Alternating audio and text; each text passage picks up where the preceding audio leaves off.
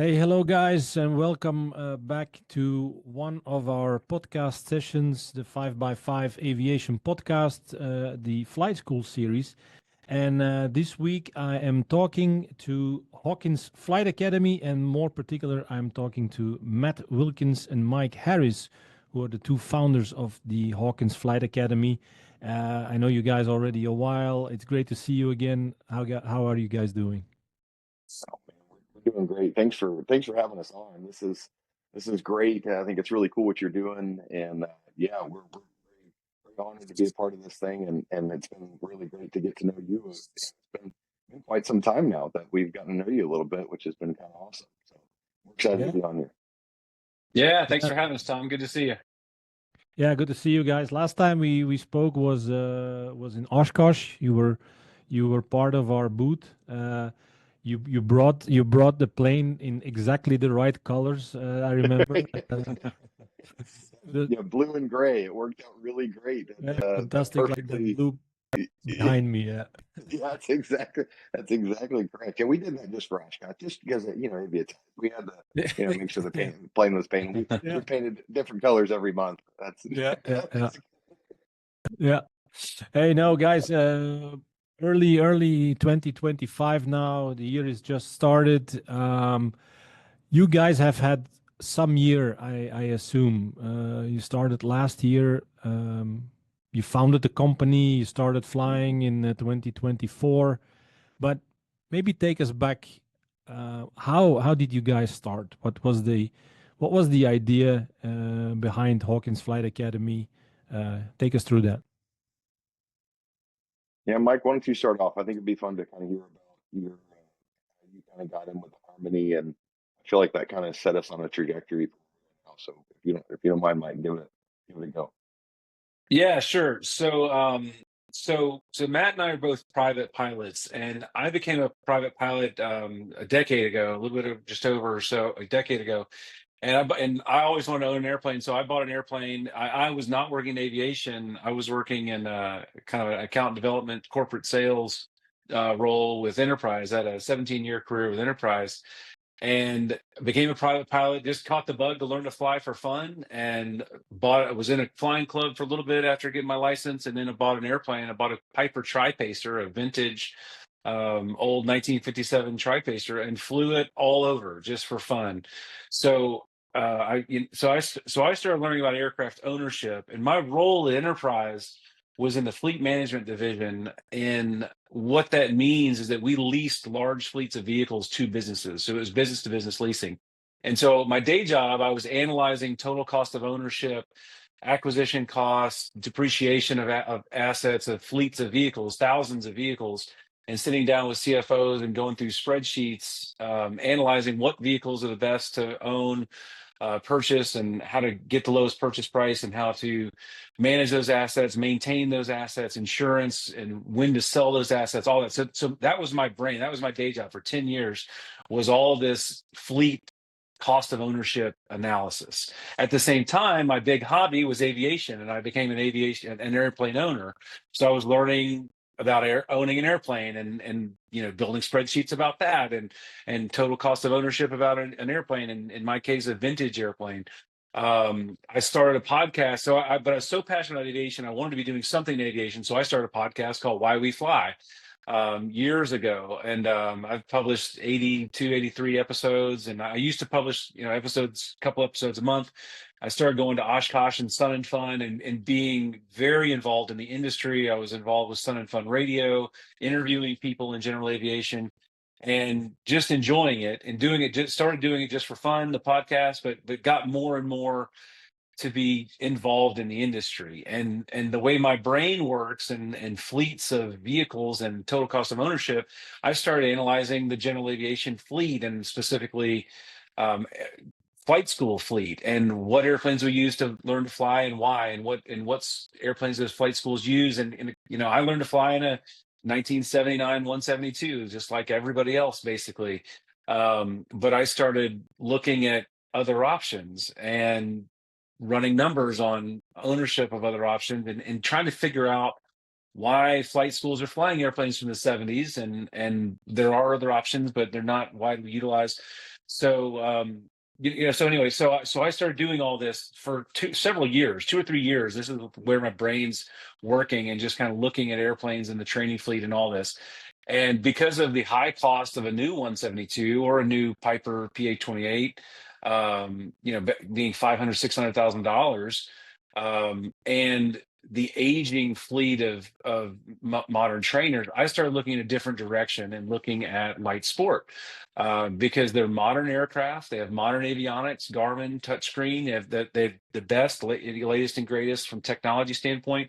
Decades of advancement in design, from the engines, the engine efficiency, the fuel burn, lower maintenance costs, and all that. Now, light sport category has its challenges as well. Primarily the gross weight that was set when they came out with the LSA rules. So I started learning all about this as well, and looking at flight schools that were using light sports and which ones they were using and why. So all of this led me to deciding to purchase a light sport aircraft and start an aircraft leasing business, leasing airplanes to flight schools.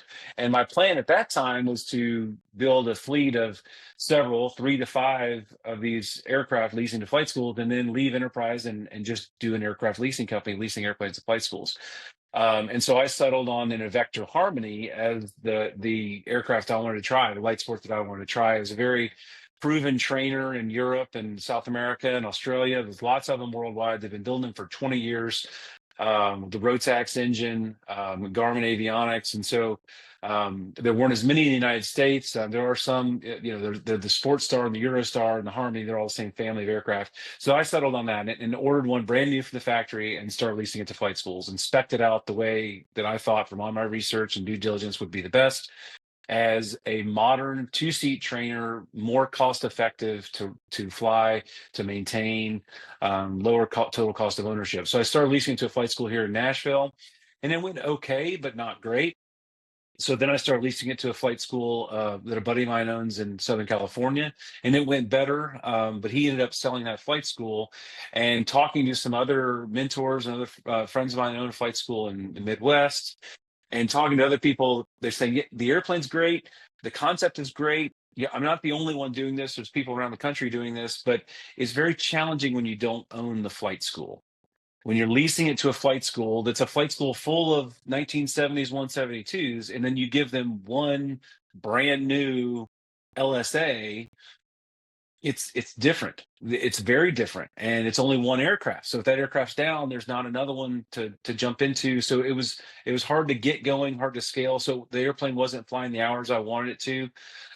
So in the meantime, I had left enterprise and started working at an avionics company, in a sales role, and that's where I met Matt. He was the general manager there, and we hit it off great. We'd been working together for about a year and a half or so when we really started getting serious about doing an aviation business together. And because I was already involved in the leasing of aircraft to flight schools, we decided we should start our own flight school and kind of solve that issue where the airplane was being underutilized, and take that concept of a modern, lower cost of ownership, fuel efficient, all the latest and greatest features and safety, and it's a technically advanced aircraft, so it qualifies for TAA time for the commercial.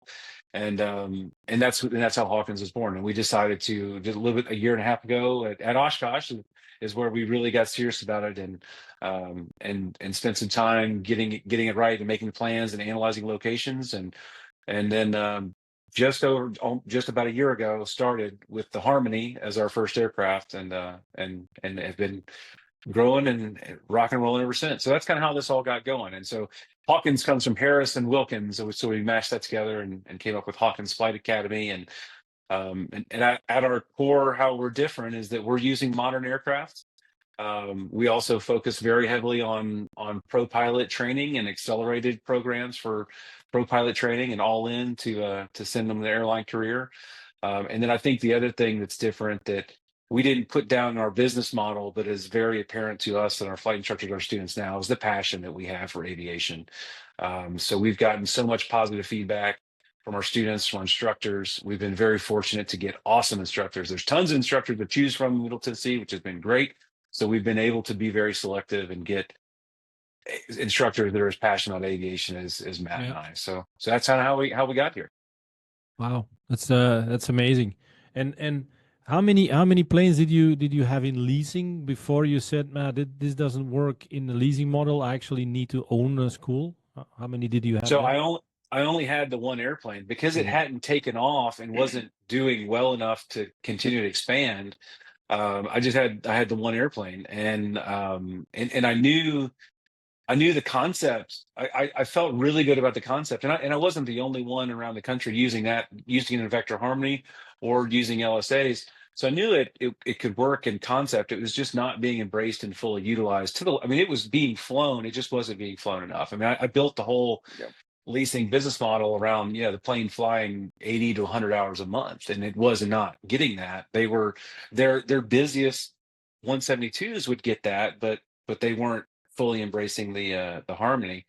But we started our school with that, and so every instructor, every student walking in the door knew this is who we are. We are not flying 1975 172s. We're flying 2021 and newer, all glass, all Garmin light sport, and that's who we are to through and through. And the response has been amazing. And so anyway, you go ahead, Matt. No, I was going to say, and one of the things that I remember we talked a lot about as we were starting this and brainstorming ideas of what Hawkins was going to look like was the other flight schools, and what didn't go well was the instructors were really coming in, and when they knew the 172 uh, model, and that's all they knew, and that's all they had ever flown. When they looked at the event, they were just like, yeah, it's a cool looking plane, but I know the 172, and I know what it's like to fly that, and that's it. And so it was just like, eh, it's not a cool plane. But every instructor and every student that came in, once that was their only option, literally was like, why aren't we flying these? This plane is so awesome, and it was some really great feedback. So that's been kind of cool. Yeah. And how did you experience that? Mike was just mentioning that you were running an avionics company. You guys hit it off, and yeah, talking about the flight school. How big of a step is it to then say, okay, let's start a flight school? How did you experience that? Yeah, I mean, it was. I definitely, coming from the avionics background, I didn't know much about operating a flight school, and so when we started the idea and kind of started going down that path and talking to other mentors and kind of exploring this as a business that we wanted to open, we knew we wanted to open something in aviation. I knew I wanted to continue to stay in aviation. I considered opening an avionics shop or maintenance shop, but knew just from my avionics background and more of a sales background that finding something that I could be passionate about in aviation was more important than anything else, not necessarily the business that I was exactly doing. And when Mhm. Mike and I when we met and really started to hit it off, look at all this, it was clear how he was passionate about this model, and it was really easy for me to kind of get on board. And, okay, let me take the experience I had, helping run an avionics shop, and how can I bring something to the table with Mike and this Vector Harmony and open a flight school that really focuses more on end customer and having a great flight training experience rather than just checking boxes and flying traditional 172 aircraft. And Yeah. so he really opened my eyes to it, and then just from other mentors and exploring, it became a very clear path of what Hawkins was going to look like. And I thought it was going to be a really big step of learning this business. And as Mike mentioned, it's very different being, and maybe I think we're very fortunate being in Middle Tennessee and this Nashville market.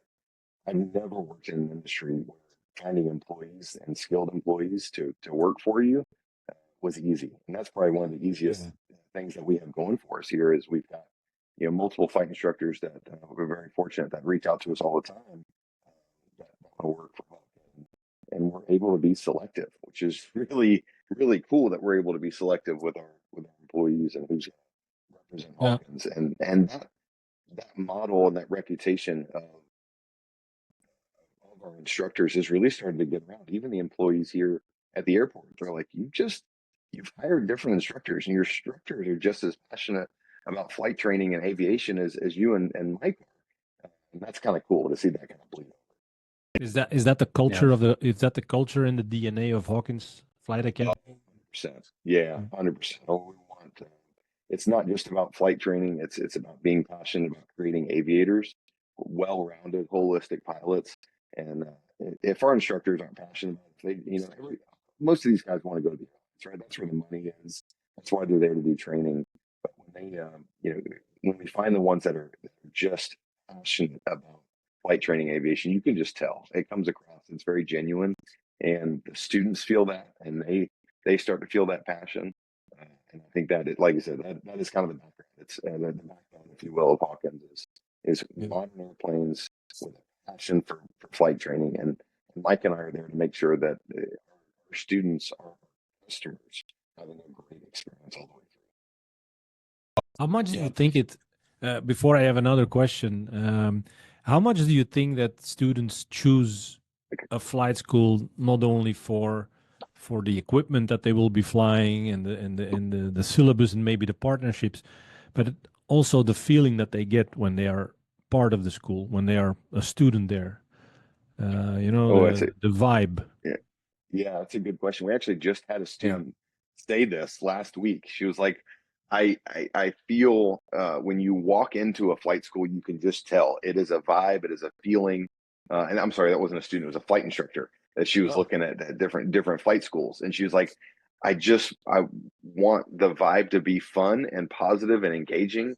And she's like, you can tell when there's students there that want to hang out and be at the flight school versus the ones that are just coming in for the transaction and go home and leave. And we have students that will just come hang out, which I think is really cool. Our instructors will just come hang out because I think we've created a culture of let's make this fun and enjoy what we're doing and just check boxes and the next rating.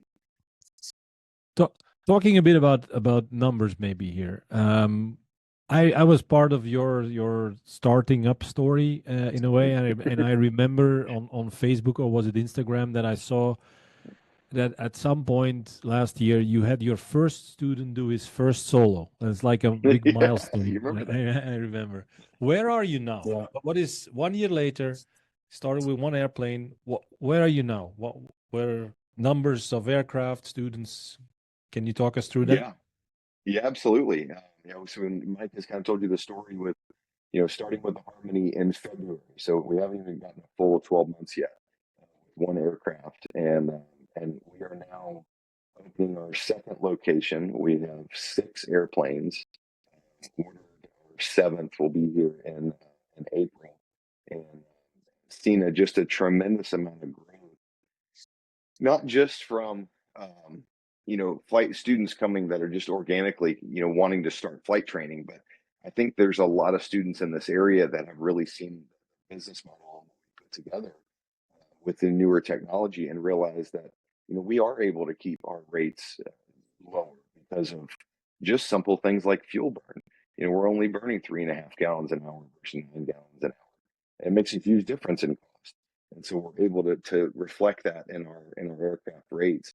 And so because of that, I think we've not only seen students come in that have never done any flight training before, but come from other flight schools. So we've had over 150 students come through our doors since we started in February. That's what's allowed us to grow to where we are today with 5 aircraft, as I mentioned, here in Shelbyville. We're opening our next location in Tupelo, Mississippi. And I think kind of thing to talk about a little bit, we talk about the passion of aviation is, I won't go into a lot of detail about why Tupelo, but it's about networking and finding people in this industry and making really strong and great connections that opens up so many doors. I think it's so easy to get blinders on and just, this is my little network and my little bubble of Shelbyville. And I think one thing that Mike does such a great job with, and we both have, is just building relationships and always the mentality of, I keep hearing this, keep saying it, rising tide lifts all ships. We do everything we can to be able to help build businesses and aviation around us that maybe don't directly impact us and directly impact our bottom line. But because of that, I think it's expanded our reach and what Hawkins and the amount of people that we've reached because of that mentality that we've had. And we've brought some really great people into our little circle, and the circle continues to get bigger and bigger. But I think it's cool to see. Yeah, that's amazing. And so you started with one. Now you saw 150 students walk through the door. second location in a year. It's amazing, really. Hey, Mike, I was intrigued by your story coming from the fleet management in the automotive industry, then going into the aviation industry. How alike are they? Can you apply the same models, or are you saying, nah, there are big differences to take into account? There's a lot of similarities and a lot of differences. I mean, yeah, I mean the basic costs are categories are the same, but what all those numbers are and where all those numbers come from is very different, and it's there's so much more variety. I mean, in airplanes and what they cost to run and operate and everything. So, um, and there you're always running into new things when it comes to maintenance and everything. So the a lot of some of the philosophy and cost categories are the same, but many things change because things cost so much different. The maintenance and everything else in aviation is all over the place. So it's harder to predict and know what it's going to be over time, and there's less data on it, right? Because Yep. in automotive, in vehicles and leasing, I mean, there's so much data to go on, and in aviation, there's not the data that we need to rely on and to predict. So it's trickier for sure in that aspect. But we're doing this because we love it. We love airplanes. We're excited about being around airplanes. And when I left my old career and started working in aviation at the avionics company, at first I was so excited. We had these hangars with airplane, we had 15, 20 airplanes around all the time. And it was awesome. And like I learned more about different kinds of airplanes. Like I never knew anything about twins. Like I never knew, I Yeah. couldn't even point out half a dozen, different twin models and tell you what they were. So I was learning about all these different, avionics themselves and all these different aircraft models. And I've never, climbing in and out of airplanes, just checking them out all the time. And it was really, really cool. But over time in the avionics and it was like, well, we have all these airplanes, but there's like no flight operations happening, right? So like I'm in Yeah. aviation because I love flying. Like I love getting in an airplane and flying. Like that's Yeah. what got me into this. So what we're doing now with the flight school, it's all about flying. Like if we're not flying, we're closed essentially. I mean, we'll still have ground lessons and we'll still have simulator lessons. We have partnership with Montlo State for access to. We have a Redbird simulator in our office, and then more Redbird simulators in their sim lab. So that's awesome. So we still have ground lessons, we still have simulators, and our students can still be learning. But essentially, like if we're not flying, then we're not really doing anything today, hardly. So it's all about flight operations. It's all about. Matt does a fantastic job working with our maintenance shop, Mac Air, who's our incredible partner here at Shelbyville, to keep the airplanes flying. And but that's what I love about what we're doing now. Like as we're on this call, like I'm looking out my window and watching our airplanes taxi by, which is just so cool. It's like Mike from 5 years ago, 10 years ago, if you told me what I'd be doing now, like sitting here, like doing a podcast, watching one of our fleet of aircraft taxi by with our students and instructors and generating revenue, I'd be like, I mean, you're kidding me. There's no way that's going to be my life. And Matt and I rolled the dice and we're doing this and we're just having such a blast doing it. And we've just kind of to reiterate to echo what Matt said, like we've had so many people get so excited about what we're doing. We've had so many people be so supportive and see that there's a difference in Hawkins and what they're used to in flight schools. People are supporting us, people that are referring new students to us, just willing to help us in any way, and it's been awesome. I mean, we already knew that aviation people were awesome, and it's such a good group and such a good industry and just great people to be around, and with this shared passion for flying. But it's been building Hawkins, establishing Hawkins, building Hawkins, and growing and finding more students. And we've just gotten so much positive feedback. People love the airplanes, they love our instructors, they love our culture. they're just excited about what we're doing, and it just fuels the fire for us to do more and more and expand to more locations like we're doing now, and continue to grow here at Shelbyville, and like, we our catchphrase early on became, and it's on our website, and is and on part of our branding, is the sky is not the limit, it's home. And that's the way we feel about this. Like, Matt and I have a lot of our working lives left in front of us, and now that we are where we are, and it's going so well, like we just want to grow this and just take this to such new heights. We have very ambitious plans for what we can achieve, and we're very proud of what we've achieved in the first 11 months, and we're so excited about what's in front of us, and where we can take this, because yeah, it's just exciting. It's awesome. What would you say is the ingredient that will allow this type of growth? What is your, I wouldn't say the secret sauce here, because that would be secret. But is there something that you can say, look, it's based on location, it's where we are, it's based on the type of airplane that we chose to be, and maybe you can go into detail there, because you kind of chose, I saw the plane in Oshkosh, let's say a non-conventional choice that you did, maybe, I don't know. But we talked about culture. Is there something that you can say, no, this is clearly a key differentiator for us, that this is why we do well? Yeah, I'll jump on that a little bit. I mean, I think it's start with the foundation of, we are not a Hawkins Flight School, we are Hawkins Flight Academy.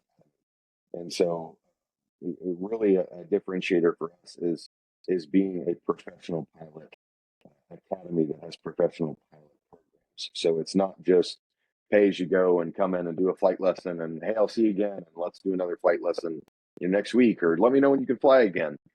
Everything that we have built the school around is all about having a zero to hero type program, all the way to CFII, and become a flight instructor and find your way to the airlines. And we're here to help guide our students all the way through that. And so, having accelerated programs, coming in and getting accelerated private, accelerated instrument, accelerated all the way through, really is a differentiator. And that is what will allow us to continue to grow, and finding this little niche area between a mom and pop Part 61 school and a Part 141 program that's very formal. Right now, we found this really great little niche right in the middle, and we're very fortunate with what we put together by having some of the structure for our students and for our instructors to drive consistency, which it allows even the DPs to be happy with what they're seeing from our students, because there is some structure there. It's not just, hey, how did this and one instructor do with this one student? And so we've been very fortunate to put that program together, and not reinventing the wheel. We're modeling this off the successes and failures of other professional pilot programs across the country. And we've had some great mentors that have really driven us to build the program that we've got now. Any partnerships with airlines in the near future? Not yet. In the future, 100%. That is a big focus for Mike and I in 2025, is to not just create the pathways to get to become a flight instructor and start building hours, but where to go next. And we've started that with Mike mentioned our relationship with Motlow, and the director of Motlow has really helped us start to formulate some of those relationships. And Mike and I, these are reasons we go to Sun and just to continue to facilitate those relationships and build them further. So it's really the goal. It's hard for any flight school to start with. That's definitely on our focus list for 25. Mike, you were going to say something else. Yeah, and up to that point, some of our instructors are in those programs as well. So we do have some connections and some people getting that experience, and so that's very good. But yeah, I wanted to add on to Tom, to your question about kind of what makes us different at the core, and two things I'm wanted to talk about. One is like the passion and the enthusiasm that Matt and I bring to this every day, and this is not an easy thing to find in business in general, but especially in aviation. And I say that, like, as being in aviation and for the last over a decade, and seeing lots and lots of companies doing business with lots of companies in aviation, and then comparing that to my enterprise career. And enterprise is a huge corporation, and their focus on customer service and sales, and like what I would see in my day-to-day corporate life, and that mentality, that culture, versus what I would see in the aviation industry, were just so night and day. And Matt and I bring this passion, enthusiasm, and customer focus, client focus, sales and customer service mentality to flight training that doesn't exist in most in flight schools and in lots of the flight training industry. And then and that also ties into like the second thing I want to say is that and this is part of the reason the aviation industry is like this, is that Hawkins, we are not tied up in doing things the way that things have always been done, just because that's the way they've always been done. That is very pervasive in flight training. It's very pervasive in the aviation industry in general. The aviation industry moves slow. It innovates slow. And regulation and safety is a lot of the reason for that. And the FAA bogging us down and things is a lot of the reason for that. But that doesn't mean our businesses have to operate like it's the 1980s still. And so many flight schools and so many aviation companies are operating with a fleet of 50-year-old aircraft just because that's the way it's always been done. And they're operating with an old school mentality. You hear these horror stories about like, students getting with the crotchety old flight instructor and basically being told that they don't got what it takes. And it's like, I mean, come on, like there's just a lot of this industry in aviation in general and in flight training that's just stuck in old ways. And Matt and I are approaching this of like, yes, we want to learn from the things that are successful. We don't want to totally reinvent the wheel. This is not, this is not starting from nothing. But at the same time, we don't want to stay stuck in this kind of old school mentalities and old school business practices.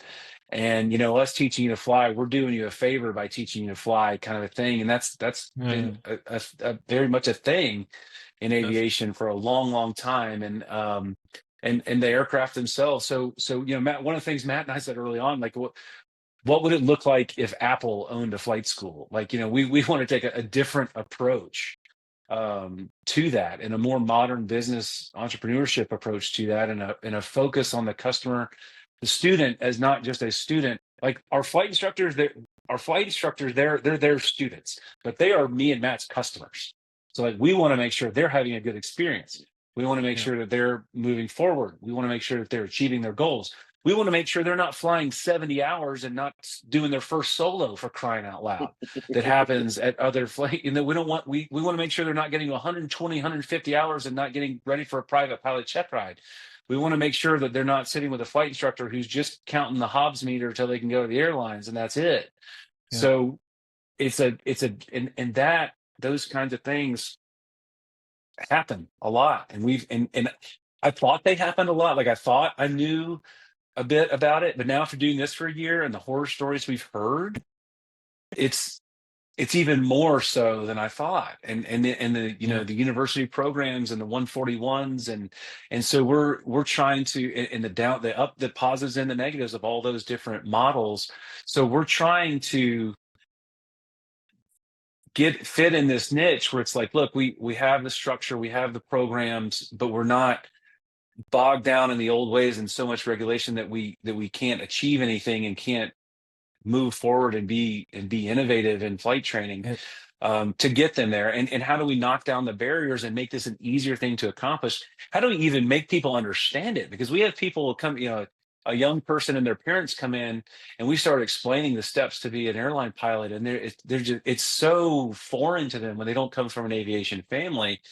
And we sit down, and now that Matt and I've been involved in aviation for a long time, involved in flight training for this past year, when we sit down and explain it to them, we see a light bulb go off, and they're like, I've sat down with 3 other flight schools and a university program and all this, and I've done all this research, and what you're saying makes sense, but nobody explains it that way, and it's so confusing.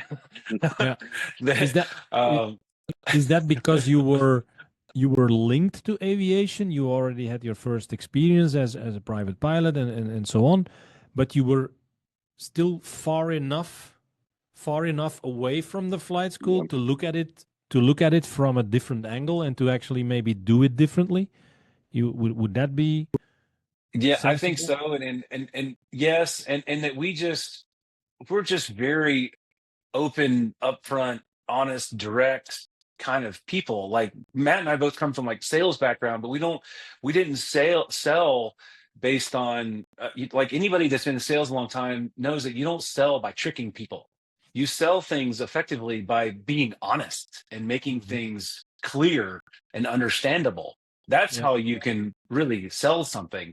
Not by, because I mean, my sales job, I was sitting down with CFOs and business owners. You can't trick these people. You can't show them smoke and mirrors Yeah. and Yeah. Yeah. expect them to sign on the dotted line for, hundreds of thousands of dollars.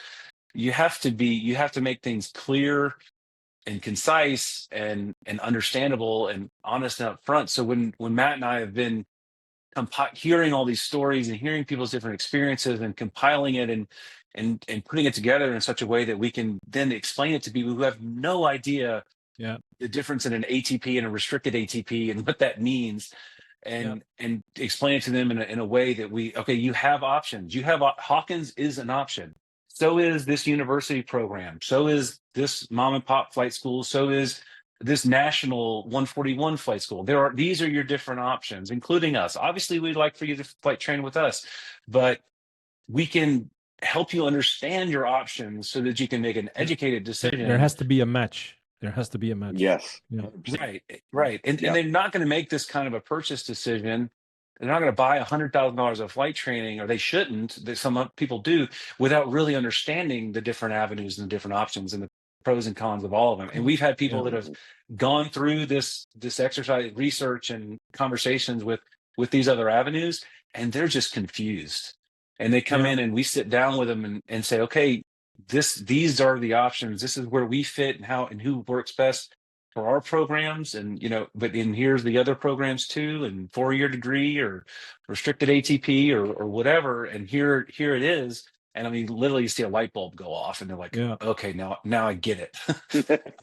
So and that's how. So we whether they, even if they don't end up flight training with us, if they end up going to a university program or another flight school or whatever, like we want them to understand it. And that's what it's been really cool to hear people's stories and see people's frustration, and do our best to turn on that light and be Yeah. the solution for as many people as we can, but also just to help them get, like Matt said, Yeah. the rising tide lifts all ships. Like even if they end up going to a university program or something different, um, that's great. We want to see people involved in aviation. We want to see people succeeding and achieving their goals in the way that they think is best for them to achieve it.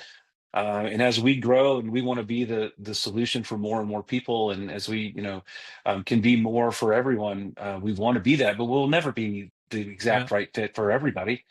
Yeah. So yeah, it's been really cool. Do you wanna maybe share a bit about the fleet that you chose to buy? We mentioned the number of airplanes, locations, Yeah. but we haven't mentioned, or you haven't mentioned yet what. So you didn't go for What we're the flying. 15, 20-year-old Cessna 172s. You went for something else. Yeah. Great thing. I can kind of start us off with this a little bit. And as mentioned, Mike helped to educate me a little bit on light sport aircraft. I didn't know much about this category, and when we really came into it, as Mike had already kind of put all these numbers together, was, hey, let's go the Vector Harmony route. I think they're great airplanes. They solve and meet our mission. We wanted G3X, we wanted the latest, Garmin avionics. We wanted Rotax engines, and the Vector Harmony really satisfied the airframe portion of that with taking those both into consideration. And they have a better payload than a lot of light And sports out there, which is important. Yes, Yeah. huge, huge. And so we started looking at, okay, let's look at a Vector and let's see where we can go. And then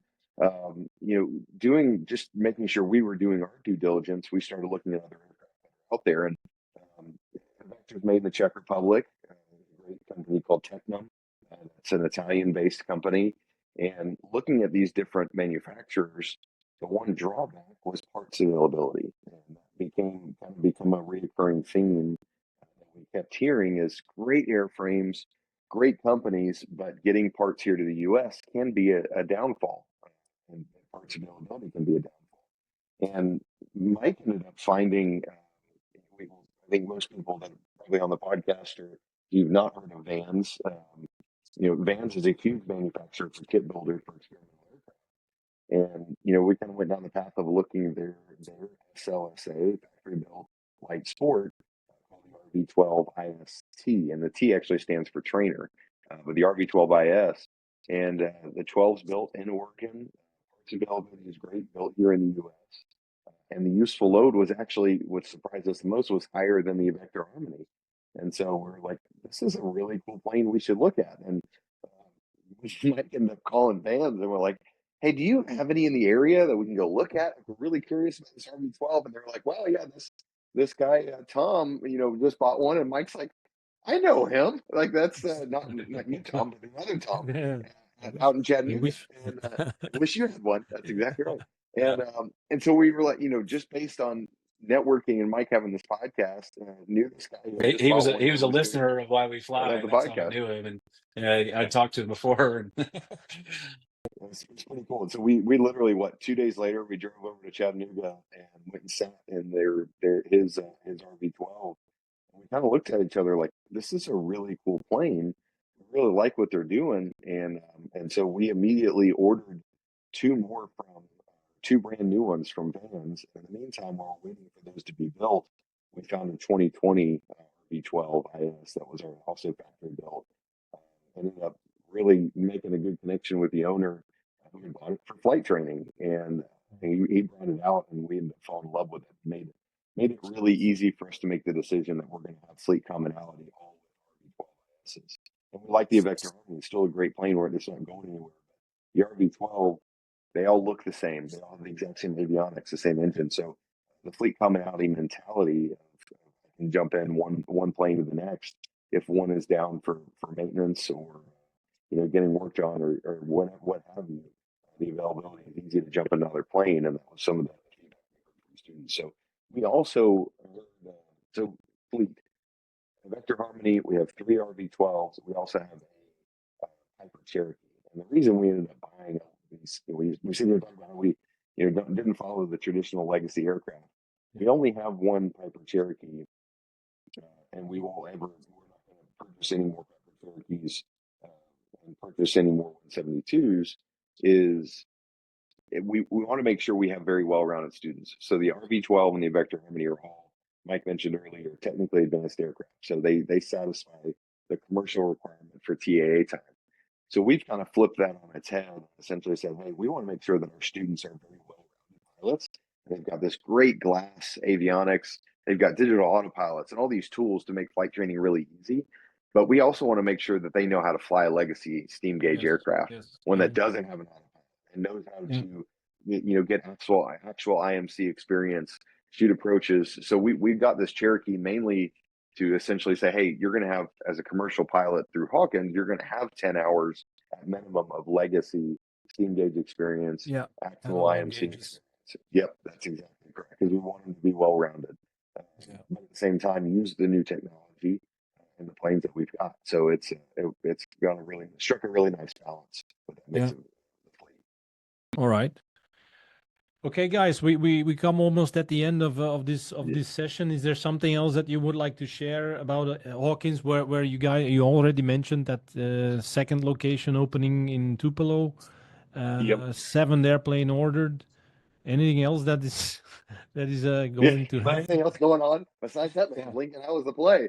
It's no. I mean, I think we're going to give a big shout out to a lot of partners that we have. I mean, as Mike mentioned, Mutlow is huge for their partnership that they're doing with us. They see the vision that we've got. Tom, you and Aviatize have been just wonderful at being able to embrace what we're doing and give us some guidance, and not necessarily follow the traditional flight training model, but you've really been able to allow us to expand easily. I think the platform is great for our students and our instructors.